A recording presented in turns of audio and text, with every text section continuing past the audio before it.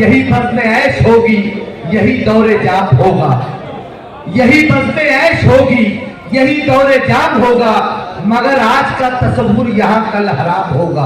अगले दो मिसरों में आपके हमारे महबूब लीडर की शख्सियत अगर आपको नजर आ जाए तो तमाम लोग मिलकर जोरदार तालियों से इस्तेगफार करेंगे। अभी नहीं, अगले दो मिसरों में यही बज़्म ऐश होगी, यही दौरे जाम होगा, मगर आज का तस्वुर यहाँ कल हराम होगा। मैं कुछ इस तरह जिया हूँ कि यकीन हो गया है, मैं कुछ इस तरह जिया हूँ कि यकीन हो गया है, मेरे बाद जिंदगी का बड़ा एहतराम होगा। अगर जनाब डॉक्टर सिद्दीक जवाहर साहब यहाँ तशरीफ लाए, जोरदार तालियों से आप उनका इस्तेमाल करें, वो अपने ख्यालात का इजहार करें। अस्सलाम वालेकुम रहमतुल्लाहि व बरकातहू। वालेकुम अस्सलाम।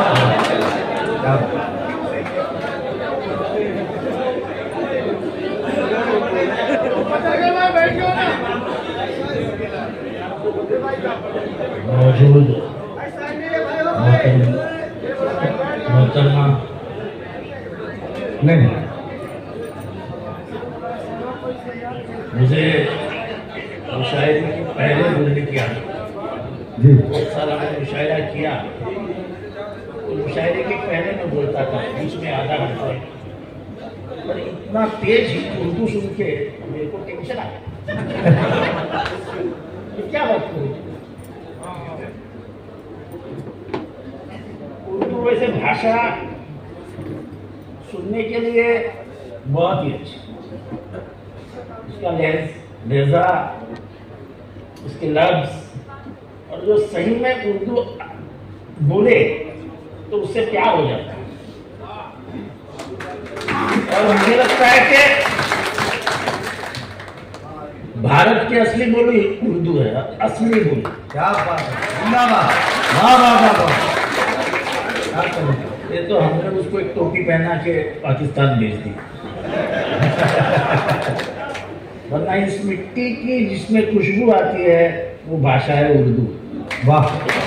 और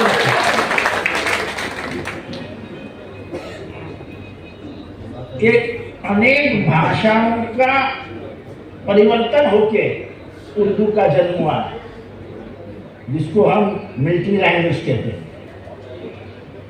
कि तब लश्कर में सभी जाति धर्म के लोग हुआ करते थे, भाषा समझ में नहीं आती थी, तो आस्ते आस्ते आस्ते एक ऐसी भाषा निकली कि वो सबके समझ में आती थी, वो थी उर्दू। तो उर्दू का भारत की मिट्टी का बहुत बड़ा लंबा रिश्ता है।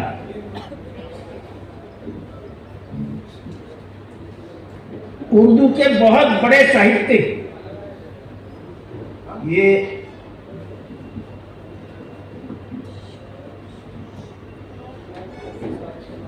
हिंदू रहे हैं। ऐसा नहीं है कि सिर्फ मुसलमान ही उर्दू की शान रखते हैं, लेकिन ऐसे कई साहित्यिक थे जिन्होंने उर्दू की शान बढ़ाने में अपना योगदान दिया है। हम लोग एक जाति का मुशायरा रखते हैं, कौमी एक जाति की। ये समझ में नहीं आता है कि ये कौमी एक जाति कहां से आई भारत। हम सालों से एक रहे हैं और सालों तक एक रहेंगे। हमको हमारे बीच में कोई दीवार तैयार नहीं कर सकता है। चंद दिनों के लिए लगता है दीवार तैयार हो जाएगी, लेकिन एक झटका बैठता है तो दीवार गिर जाती है।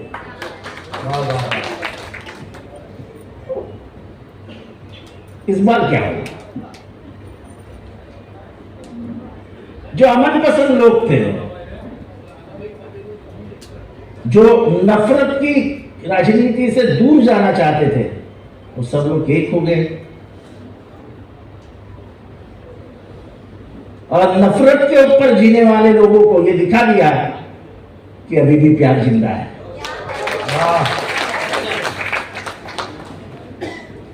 और ये दौर जमाने से आता रहा है कि नफरत हावी होती हुई दिख रही रहती है, लेकिन प्यार उसको दबा देता है। मैं समझता हूँ वही कौमी एक जाती है। इससे बड़ा क्या है? मैं हमेशा एक मिसाल देता हूं कि जब कोरोना का काल था, अम्मी हॉस्पिटल में थी, हॉस्पिटल जाने की किसी की हिम्मत नहीं थी, ना बेटे की थी ना बाप की थी।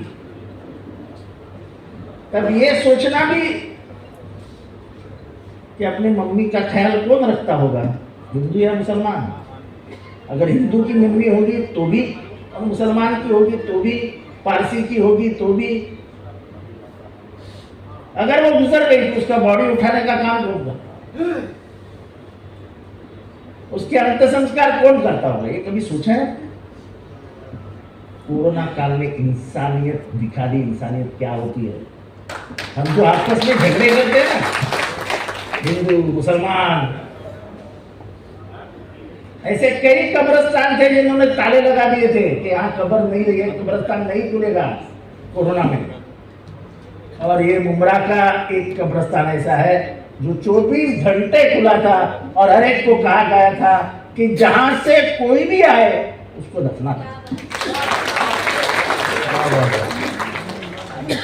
4-6 फुट की जमीन, 4 फुट 6 बाई 4 का जमीन का पट्टा हमारे बाप का है क्या कि तुम उसको दफनाने नहीं होगा? अरे उसकी हक की जमीन है भाई, अल्लाह ने उसको रिजर्व करके रखी है उसके लिए। तुम कौन होते उसको रोकने वाले? मुझे समझता है नहीं कि कब्रिस्तान जैसे चीजों में भी लोग अपना मालिकी हक दिखाते हैं। मालिकाना हक कहाँ से आया है आपके पास? 6 बाई 4 की जगह ऊपर वाले ने दी है, उसको उसमें आपको भी जाना है, लेकिन आप उसके ऊपर ऐसे जाके बैठते हैं जैसे तुम राजा हो उस कब्रिस्तान पे।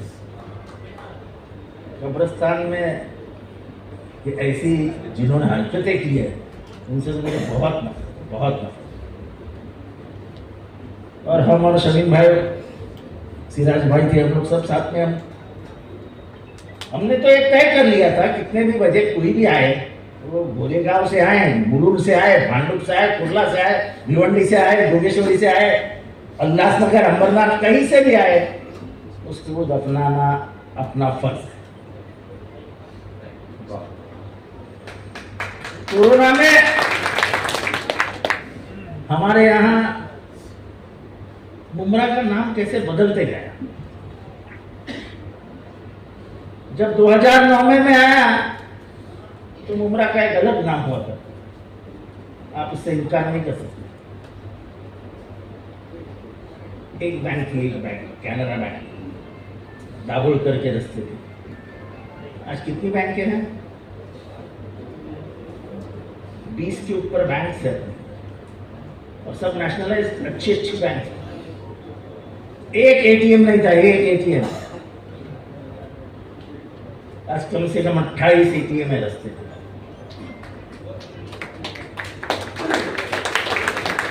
हमने कोरोना काल में एक हॉस्पिटल खोला, तब मैं मंत्री था, पैसे हाथ में थे,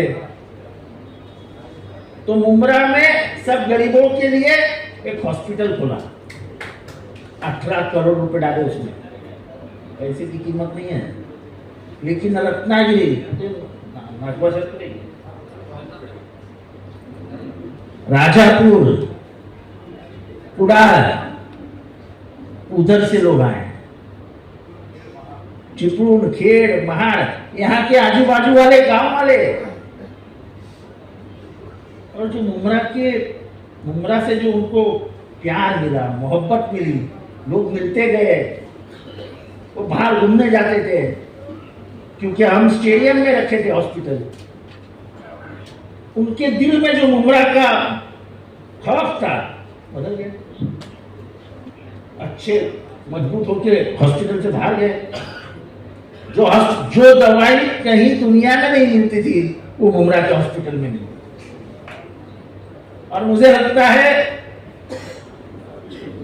मैंने ये रास्ते बनाए, गटर बनाए, पानी बनाया, ये बनाया, वो बनाया, ये सब आज जाएगा कल आएगा, आज जाएगा कल आएगा। पर उस हॉस्पिटल में मैंने जो लोगों की सेवा की, हम लोग सभी मिलके, शमीम भाई हो, हम सभी, शाहरुख पठान था, हमारे सब साथीदार थे, शोएब भाई भी थे, बिना डर के हम कर रहे थे। उसमें जितनी जानें हमने बचाई वो हमारा सबसे बड़ा काम है।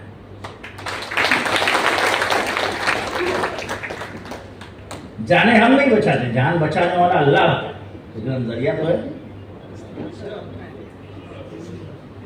यहाँ पे हम लोग 80,000 पैकेट खाना बांटते थे। कम्युनिटी किचन अगर कहीं शुरू हुआ तो वो पहले मुमरा में शुरू हुआ। हर एरिया में खाना बंटता था और गरीब के उनके घर में बांटा जाता। ये है मुमरा की एक अलग पहचान। मुमरा में नफरत नहीं है। मुझे याद नहीं वो दिन कि यहाँ पे हिंदू मुसलमान कभी हुआ है। यानी 2.5 साल में जरा 2-3 बार मसले उठाने की कोशिश की, पर मैं मुसलमानों का शुक्रिया अदा करता हूँ कि उन्होंने वहाँ पे संयम रखा।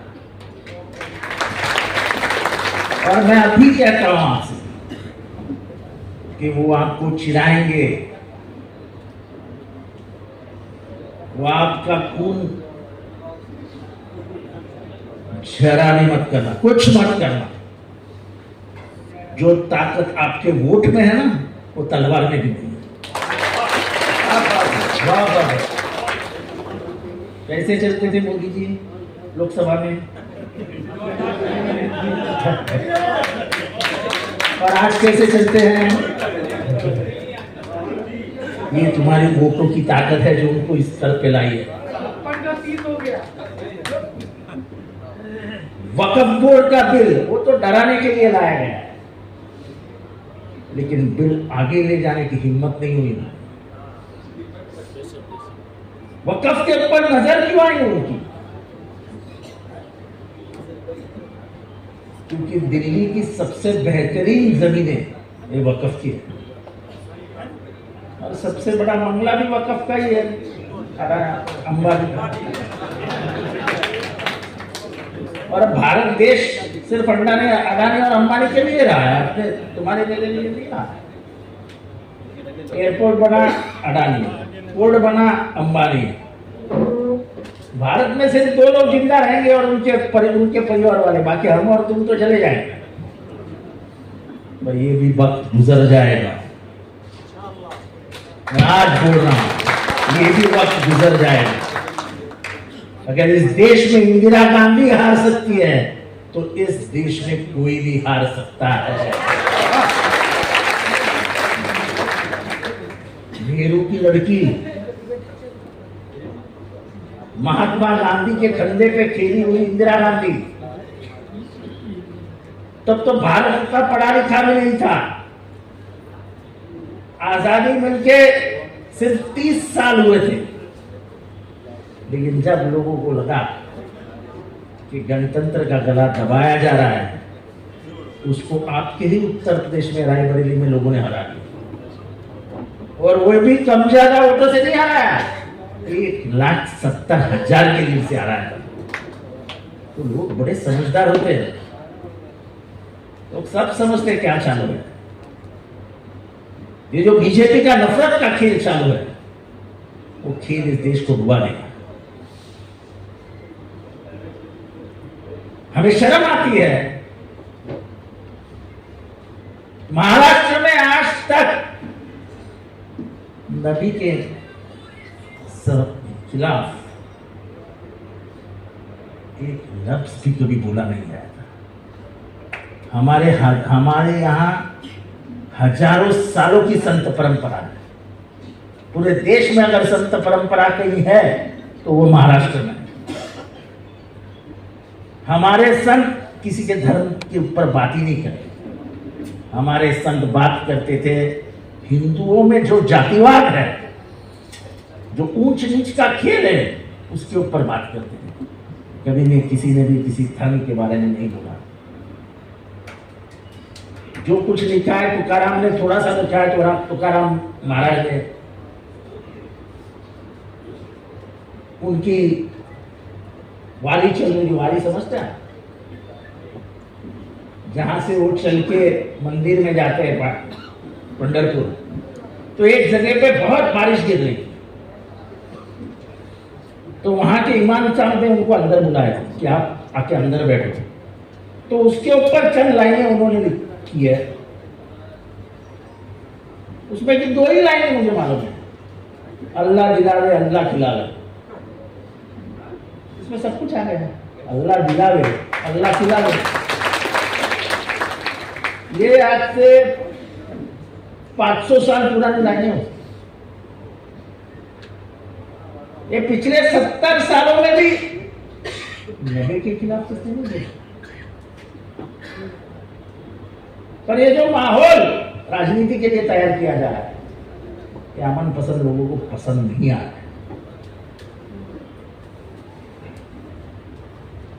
और इसलिए मैं आपसे इतना ही कहूंगा, चाहे जितना अंगार लगे कि दबाने की वो कोशिश करें, आप उसको बुझाने की कोशिश करें।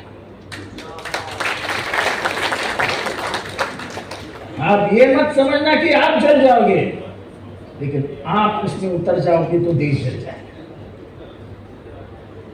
शांति जो हमें महात्मा गांधी ने सिखाई, शांति, सिर्फ शांति का हथियार निकाल के उन्होंने अब ब्रिटिशों को यहां से भगाया, सिर्फ शांति का हथियार निकाल, कुछ नहीं कर सके ब्रिटिश। उनको सलाखों को पीछे डाला, उनको जितनी तकलीफें देने दी है, कुछ नहीं निकाला। तो इसीलिए मैं सब नौजवानों से काल करके अपील करता हूँ, व्हाट्सएप पे कुछ आता है तुरंत अपना दिमाग गर्म मत करो। व्हाट्सएप घुमाया ही इसलिए जाता है कि तुम बढ़ जाओ। ये आने वाले 2 महीने के लिए तो कुछ मत करो अल्लाह के वास्ते।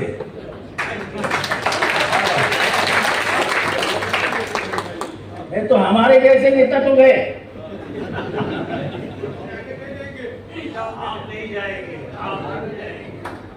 ऐसा गुरूर मेरे दिल में तो कभी नहीं होता है कि मैं नहीं जा सकता हूँ, अल्लाह चाहे उसे भेज सकता है।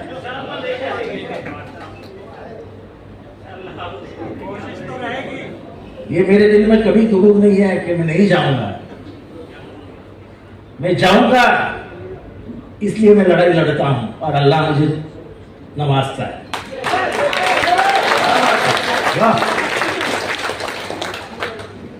अगर ये गुरूर मेरे दिल में रखूं कि मैं नहीं जा सकता, तो अल्लाह मुझे कहा ऐसा रुक, तेरे को बताता हूं। अल्लाह से दुआ यही करता हूं कि अल्लाह मुझे कुछ मेरी गलतियां तो माफ कर दे और मुझे और ज्यादा काम करने की ताकत दे। और ये रस्ते गटर फिटर ये सब होते रहता है, ये आएगा जाएगा, टूट जाएगा जाएगा, फिर बनाएगा, कोई नया आएगा फिर बनाएगा। जिसने मुंबई 1947 में देखी थी, आज वो मुंबई देखेगा तो पागल हो जाता है। इतना बदलाव आ गया मैदान मुंबई में। जिसने 10 साल पहले 15 साल पहले मुमरा देखा था, वो 15 साल के बाद आएंगे तो बोलेंगे ये मुमरा है कि क्या है, क्या कैसे बदल गया। सब कुछ बदल सकता है, लेकिन जिस दिन इस देश के ख्यालात बदल जाएंगे, ये देश अपना नहीं है। अगर ये चाहते हो कि ये देश तुम्हारा और मेरा वही हिंदुस्तान रहे जो मुक्तगा हिंदुस्तान था, जो अबुल कलाम आजाद का हिंदुस्तान था। अबुल कलाम आजाद चाहते तो पाकिस्तान चले जाते, लेकिन उन्होंने कहा नहीं, इस मादरे वतन को मैं अलविदा नहीं कह सकता हूं, ये मेरा वतन है, इधर ही मेरी मिट्टी होगी। कहा अब्दुल कलाम आजाद। ऐसे कई मुसलमान हैं जिनको जिन्ना ने कहा चलो पाकिस्तान बन गया, चलो मेरे साथ अपन पाकिस्तान जाएंगे, उन्होंने कहा नहीं, हम यही पैदा हो गए हैं और यही हमारी मिट्टी। तो मैं जब ये आरएसएस वाले और खास करके बीजेपी वाले सर्टिफिकेट पूछते ना, तो मैं हमेशा उनको बोलता हूँ, मैं आपके सामने बोलता हूँ ऐसा नहीं, मैं हर जगह बोलता हूँ, मैं दोगली बातें नहीं करता। मैं अगर ये इधर कर रहा हूँ तो ये बात मैं कम से कम 1000 बार टीवी पे कर सकता हूँ जो दुनिया ने देखी। मैं अभी भी ये लाल टीका लगा के नहीं अंदर आया, इससे क्या होता है, फर्क क्या पड़ता है? तुम्हारी इज्जत क्या है, दैट इज इम्पोर्टेंट।